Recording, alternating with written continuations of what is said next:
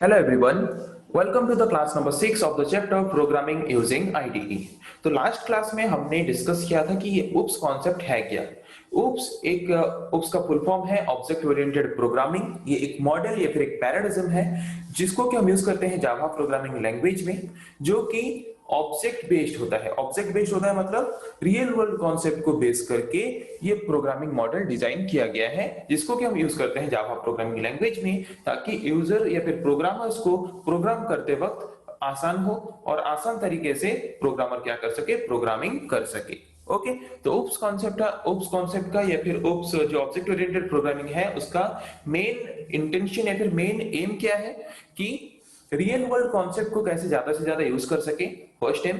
Second aim is कि हर एक क्लास का जो अपना खुद का कुछ प्रॉपर्टी है, उस प्रॉपर्टी को बाकी क्लास के ऑब्जेक्ट से प्रोटेक्ट करके रख सके।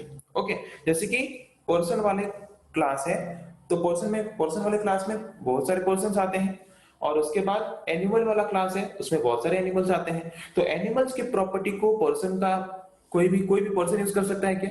पर्सन की प्रॉपर्टी को कोई भी एनिमल यूज कर सकता है क्या? नहीं। तो अदर क्लासेस के प्रॉपर्टीज अलग अलग रहते हैं। उप्स कॉन्सेप्ट का भी वही मोटिव है कि हर एक क्लास के ऑब्जेक्ट्स का जो प्रॉपर्टी है वो बाकी क्लासेस के ऑब्जेक्ट्स के प्रॉपर्टी से कैसे प्रोटेक्टेड होके रहे, सिक्योर होके रहे, इस चीज को ध्यान दिया जाता है किसमें, उप्स कॉन्सेप्ट में। तो उस कॉन्सेप्ट में डिफरेंट टाइप ऑफ कॉन्सेप्ट्स थे, जैसे कि क्लास, ऑब्जेक्ट, एनकैप्सुलेशन, इनहेरिटेंस। तो सारे कॉन्सेप्ट्स के बारे में एक एक करके पढ़ेंगे कि रियल वर्ल्ड कॉन्सेप्ट को कैसे बेस करके इन सारे कॉन्सेप्ट्स को हमारे प्रोग्रामिंग में यूज किया जाता है। तो चलिए शुरू करते हैं डिस्कशन। तो first concept is class. Okay, जैसे कि आप लोग पढ़ते हो first year class, second year class में। तो सपोज आपका सेकेंड ईयर का क्लास है। ओके, आपका सेकेंड ईयर का क्लास है, सेकेंड ईयर का क्लास है आपका। तो सेकेंड ईयर के क्लास में सिर्फ आप एक ही स्टूडेंट हो क्या? नहीं, सपोज 60 स्टूडेंट्स हैं। तो ये जो क्लास है, इस क्लास में जो 60 स्टूडेंट्स हैं, इन स्टूडेंट्स के अपने खुद का कुछ ना कुछ प्रॉपर्टी है कि नहीं? प्रॉपर्टी मतलब क्या? उनका खुद का कुछ ना कुछ डाटा, एज वेल एज उनका खुद का कुछ ना कुछ फंक्शंस है, हाँ कि नहीं? उनके डाटा जैसे कि उनका नाम, उनका एड्रेस, उनका रोल नंबर, ये उनके डाटा है। और फंक्शंस मतलब they can study, they can eat, they can run, ऐसे different type of operations, different type of functions भी हैं उनके। तो जिसका खुद का कुछ ना कुछ डाटा, खुद का कुछ ना कुछ प्रॉपर्टी होता है, उसको हम क्या बोलते हैं? ऑब्जेक्ट। मतलब सिंपल टर्म में बोलें तो यहाँ पे 60 ऑब्जेक्ट्स हैं, और 60 ऑब्जेक्ट्स एक ही क्लास के अंदर है। तो सिंपल टर्म में अगर बोलें, a class is a collection of objects, मतलब a single class can have more than one objects. Okay, तो समझ आ गया। तो उसी तरह का सेम कॉन्सेप्ट यूज किया गया है हमारे प्रोग्रामिंग लैंग्वेज में भी, कि क्लास एक मेजर कंपोनेंट है ऑब्जेक्ट ओरिएंटेड प्रोग्रामिंग का, एक मेन पार्ट है ऑब्जेक्ट ओरिएंटेड प्रोग्रामिंग का। जावा जबकि object oriented programming language use करता है, तो क्लास कॉन्सेप्ट को भी यूज करता होगा, हाँ कि नहीं? तो क्लास हम क्यों यूज करते हैं? क्लास हम इसीलिए यूज करते हैं, तो सेकेंड ईयर क्लास में जो 60 स्टूडेंट्स हैं, वो किस तरह के स्टूडेंट्स हैं?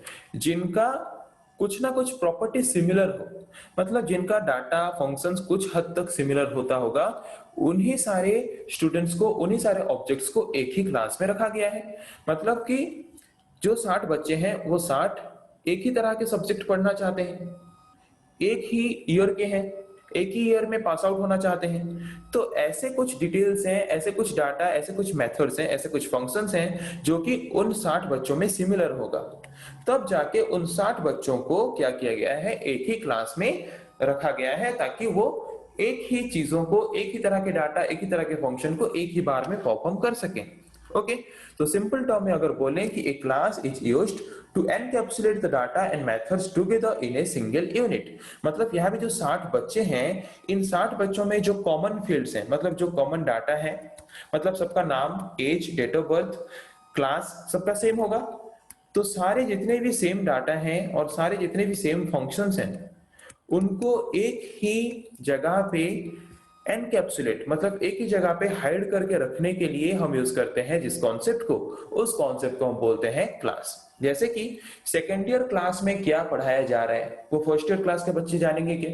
नहीं जानेंगे, वो सेकेंड ईयर क्लास के ही बच्चे जानेंगे, क्योंकि सेकेंड ईयर क्लासेस में जितने बच्चे हैं उन सारे चीजों को, उन सारे बच्चों को या फिर उन सारे ऑब्जेक्ट्स को वो डाटा चाहिए जो डाटा के लिए वो उस क्लास में ज्वाइन हुए हैं। ओके, समझ आ गया? तो क्लास का काम क्या है? क्लास का काम ये है कि उस क्लास का जो डाटा है और उस क्लास का जो फंक्शन है उसको वो हाइड करके रखता है आउटर वर्ल्ड से, बाहर के दुनिया से।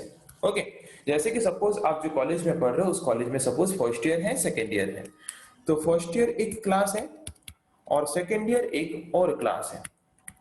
तो फर्स्ट ईयर क्लास में क्या पढ़ाया जाता है, फर्स्ट ईयर क्लास का क्या डाटा हो रहा है, फर्स्ट ईयर क्लास में क्या डाटा है, फर्स्ट ईयर क्लास में क्या फंक्शन हो रहा है, सेकेंड ईयर क्लास वाले जानते हैं क्या?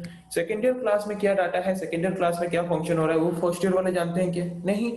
तो फर्स्ट ईयर क्लास के ऑब्जेक्ट को, मतलब फर्स्ट ईयर क्लास के डाटा और फंक्शन को हाइड करके रखने के लिए आउटर वर्ल्ड से, या फिर सेकेंड ईयर क्लास के डाटा एंड फंक्शंस को आउटर वर्ल्ड से हाइड करके रखने के लिए, फिर एनकैप्सुलेट करके रखने के लिए हम यूज करते हैं जो कॉन्सेप्ट को, उस कॉन्सेप्ट को हम बोलते हैं class. So class is a concept which hide the data and functions of similar type of objects from the outside world. मतलब सेकेंड ईयर क्लास में जो 60 बच्चे हैं, ये 60 बच्चे एक एक ऑब्जेक्ट हैं, तो इनका जो प्रॉपर्टी है, इनके प्रॉपर्टी को आउटर वर्ल्ड से प्रोटेक्ट करके रखने के लिए हम यूज करते हैं क्लास वाले कॉन्सेप्ट को। समझ आ गया?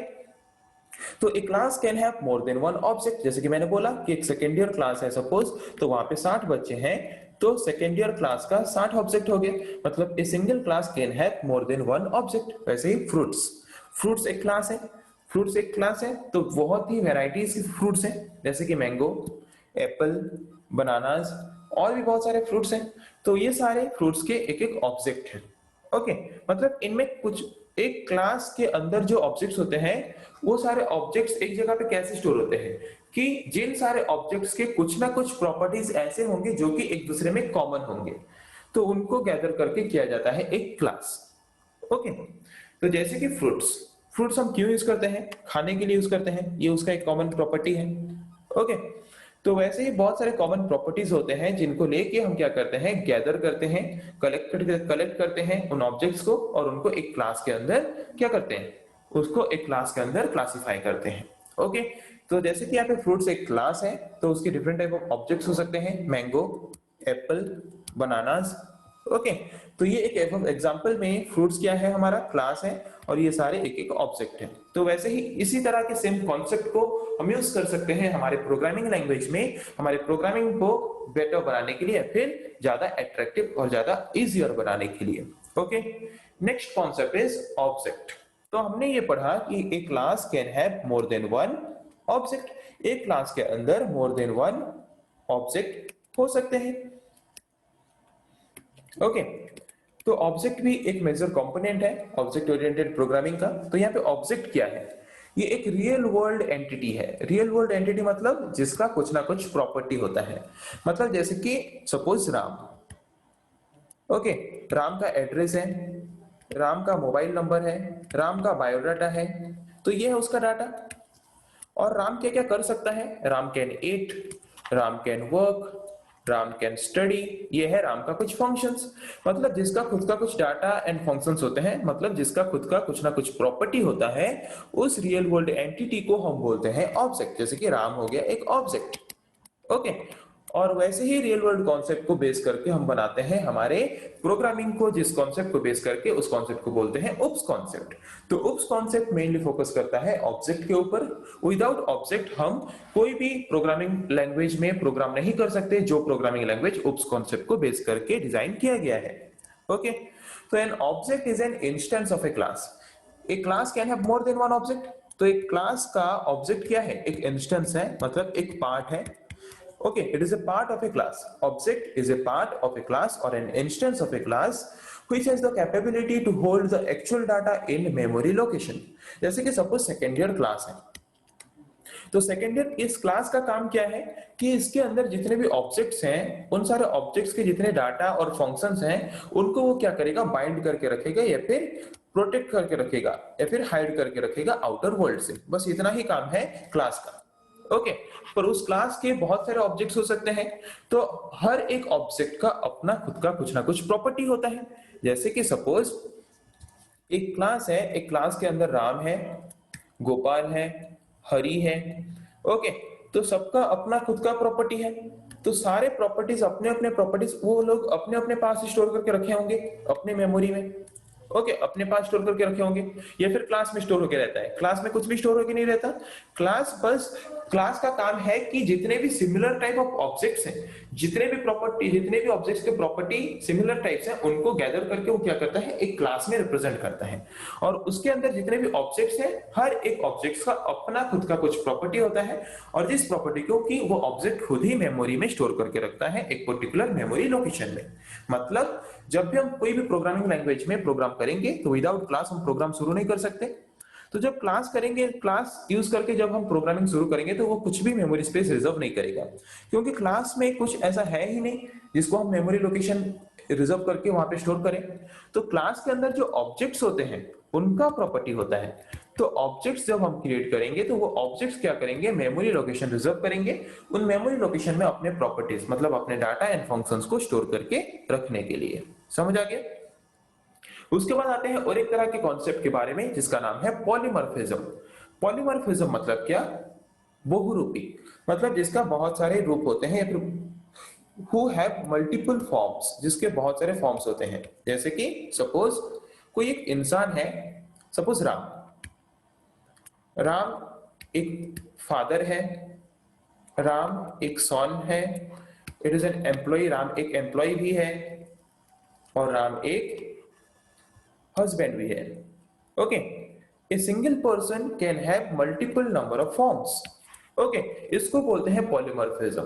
ओके, और हर एक फॉर्म का अपना अपना इंडिविजुअल काम होता है।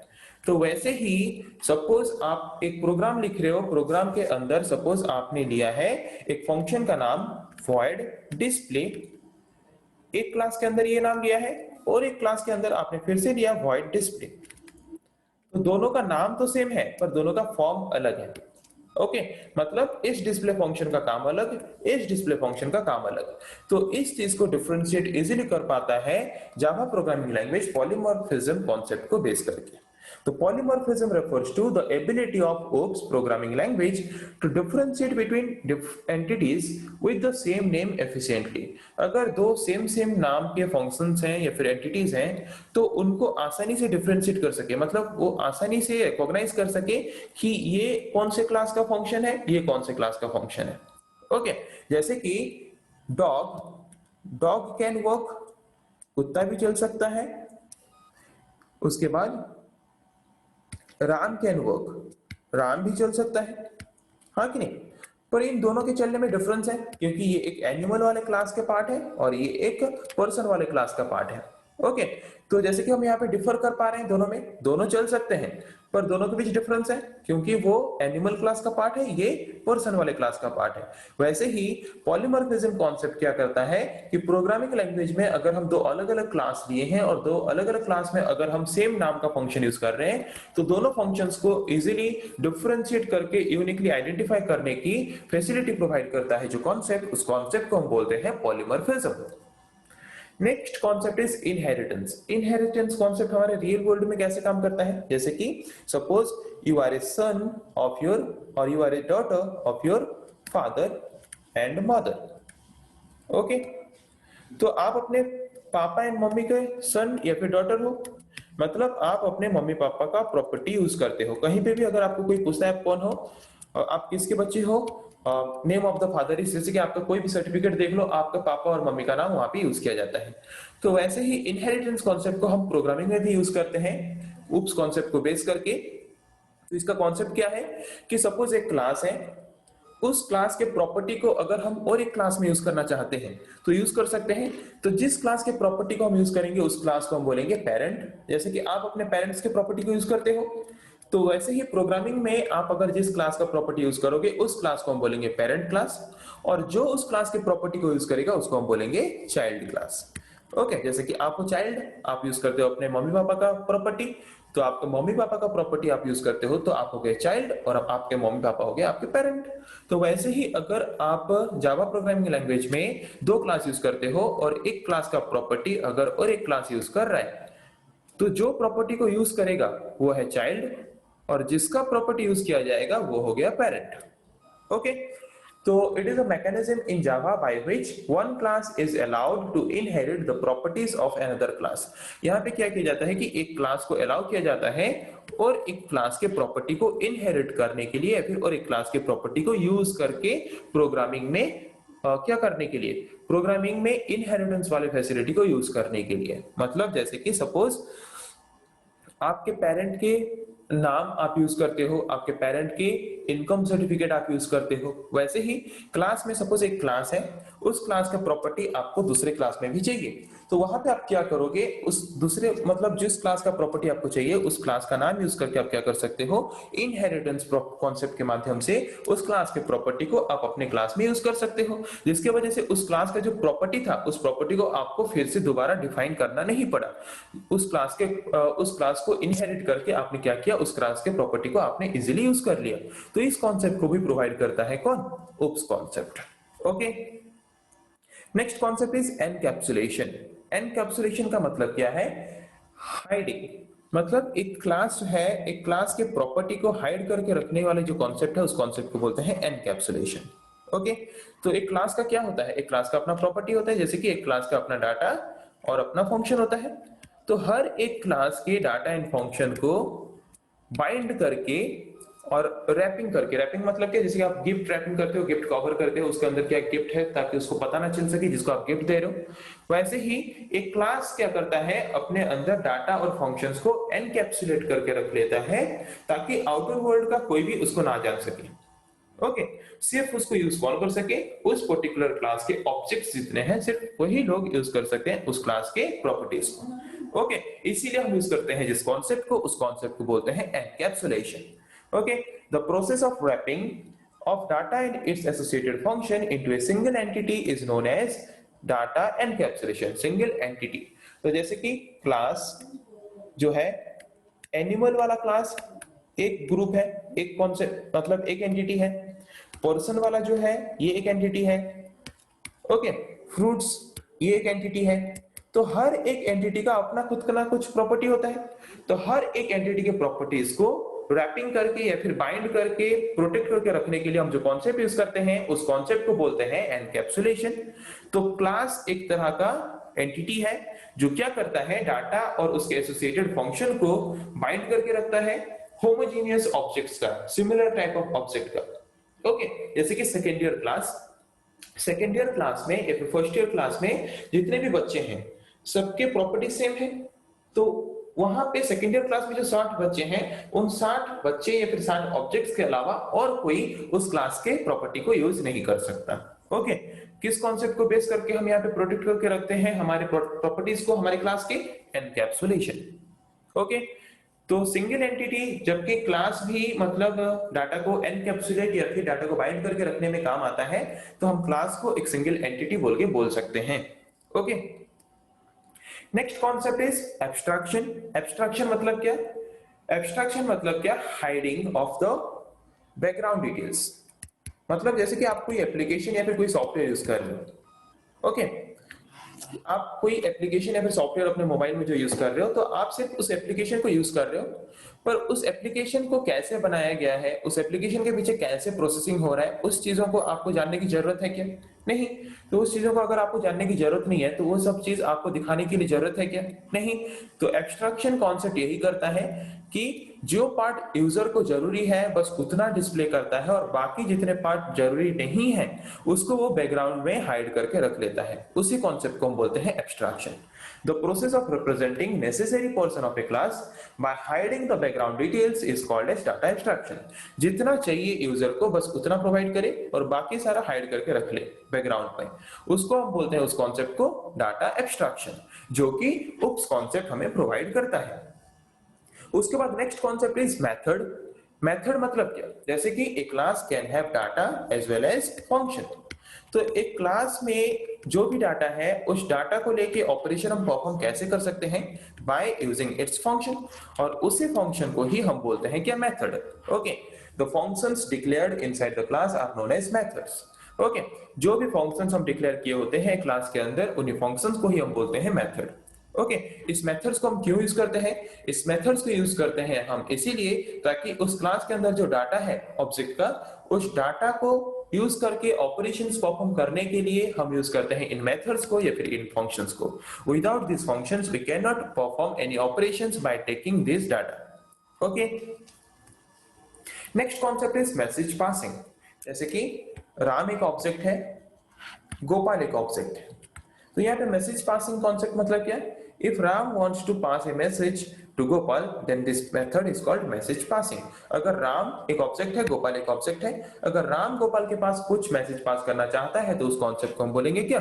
Message passing. या फिर गोपाल अगर राम के पास कुछ मैसेज भेजना चाहता है तो उसको हम क्या करेंगे? उस कॉन्सेप्ट को हम क्या बोलेंगे? Message passing. ओके, तो objects communicate with one another by sending and receiving information to each other. तो ये दोनों ऑब्जेक्ट हैं।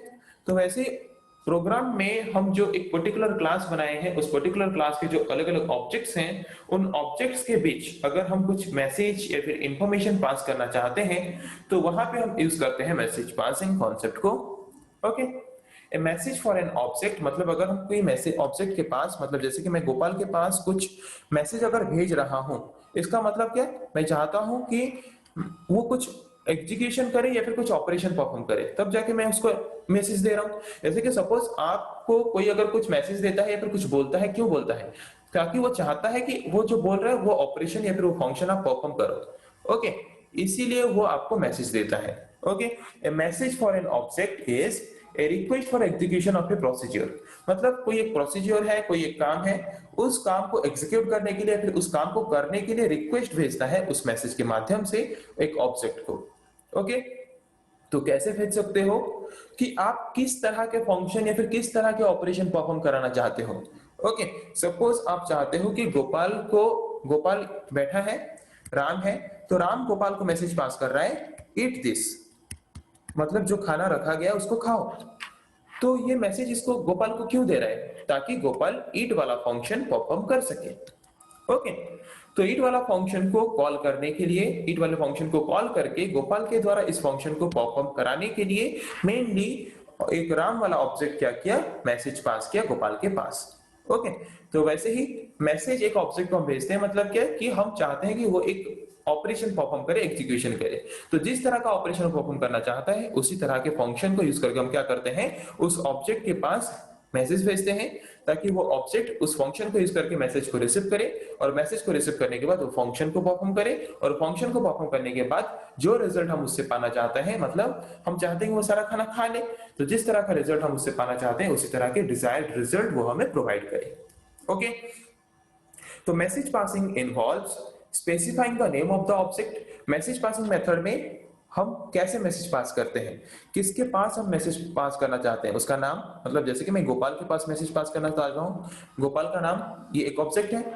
नेम ऑफ द फंक्शन, क्या फंक्शन हम उससे परफॉर्म कराना चाहते हैं, हम चाहते हैं वो खाना खा ले, ईट फंक्शन हम उससे परफॉर्म कराना चाहते हैं। And the information to be send, क्या इंफॉर्मेशन हम वहां पे सेंड कर रहे हैं?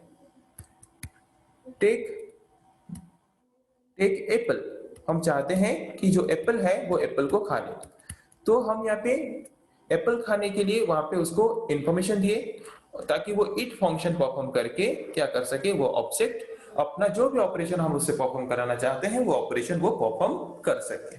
ओके, तो आई थिंक आप लोगों को समझ आ गया डिफरेंट कॉन्सेप्ट के बारे में, जैसे कि हमने पढ़ा पहले क्लास।